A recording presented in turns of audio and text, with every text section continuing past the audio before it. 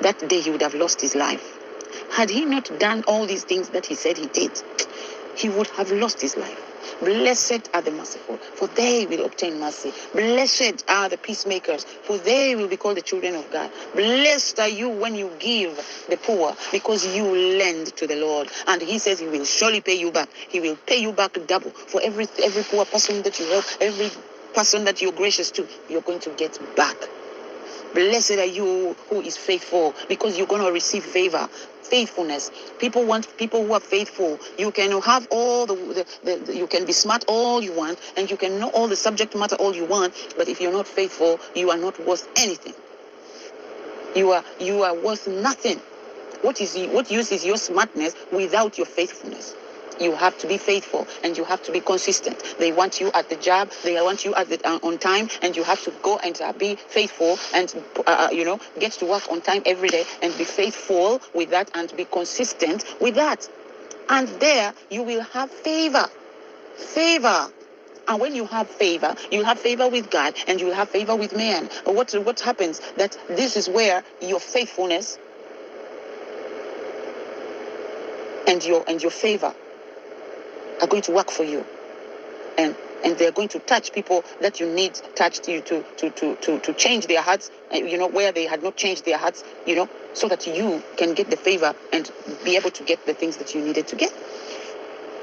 Faithfulness will earn you favor. Faithfulness and consistency.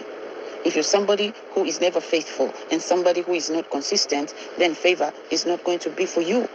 You want favor, because favor is going to help you meet the divine helper. Favor is going to help you meet the right man to get married to. Favor will let you meet the right woman you need to get married to. Favor will show up. Favor will show up when you are obedient. Favor. If you're consistent and you are faithful, favor is going to show up. Favor is going to work for you. Favor with God and favor with man. That is where opportunity and this favor are going to kiss. The woman of God said, when they kiss, I'm telling you, then that is the time. That is the time when you get increase. That is the time when you run and not run but soar, not soar but fly. Favor will bring increase to you. It will bring riches to you. It will bring wealth to you. You have to keep on with it. You have to be consistent with it. Whatever it is that you're doing, be consistent and be faithful, and favor will show up. So, what was I saying? If you are a person and they just give, and you never give nothing, then it means you are bankrupt spiritually. Bankrupt. That's what they call poverty. The spirit of poverty has taken over. Meaning, you are so poor, you have nothing to give. And you don't recognize that the seeds that you have, whatever you have, some of it is for charity. Some of it is to give away. Some of it is to give back to God. Some of it is marked for you to go and sow. But if you don't sow it, then when other people are reaping, you are going to be begging. The Lord did not make us beggars. We are not going to be beggars. We are not going to be borrowers. People are going to borrow from us, and we are going to lend and not borrow. Why? Because we are givers. We're going to give. People of God, give. When you give, there's a transaction, a spiritual transaction that happens. As you put your hand out to give, there's a spiritual hand that is adding to you in your bank account, in spiritual bank account, okay? Then you'll be rich, you'll be wealth walking. Job was such a man, he was wealth walking. When he was burnt down to the ground, yes, he was able to sprout back because his roots were in God. And he had already put things in his bank account to make him have a comeback. But if you're somebody who takes, you'll never have a comeback. You're going to be working hard for other people. You may even have a house, and the house will be taken away because you keep taking without returning. You are thieving, in other words. Because the Bible tells us, be fruitful. We are supposed to be fruitful. God has put in us the ability to be fruitful. Be fruitful. You have to produce something. If you don't have money, you have some word of advice to give. But don't take away from people by gossiping about them. When you gossip about somebody, you're taking their integrity. You're taking away their peace. You're taking away their joy. You're taking away their dignity. You're taking away maybe even their livelihood. You even may take away their home because you're gossiping. And as you take that from them, it will be taken from you too. Hallelujah. That's why gossiping is not a good thing. Gossiping and character assassination, it is not a good thing. You do it to somebody, it will be done to you double. Because you do it with one seed, you get back a garden of trouble. Are you willing to have a garden of trouble? Are you willing to be a garden of nothing but trouble? And then you're going to be whining about why you're having all these problems, why you're having all this trouble. Why is your way blocked? It is blocked because you are selfish. It is blocked because you are somebody else's mountain. You want the Lord to remove this mountain. You want the Lord to remove this mountain because you have looked everywhere. You've looked in the bars. You've gone to the club. There's no man there to marry you. You've gone in all the wrong places. But you think that a short skirt and a low blouse and, nice hair, that is what a good man is looking for? Do you think so? You're so wrong. Marriage is not about all that, because all that fades. All that fades with time. Right now, you can be flashing your leg and flashing your upper extremities, but that just impresses for a minute. You have to be deeper than that. You have to go deeper than that, because even a man wants a responsible woman. A woman who is not going to go to the bar or the club to look for the best other, to look for a potential other, to look for a responsible guy in such a scenario. You understand? Yeah. If you got somebody from the bar and that is going to be your hubby, so when he comes back drunk, you have already laid the bed. You have to lie in it. You got him from the bar.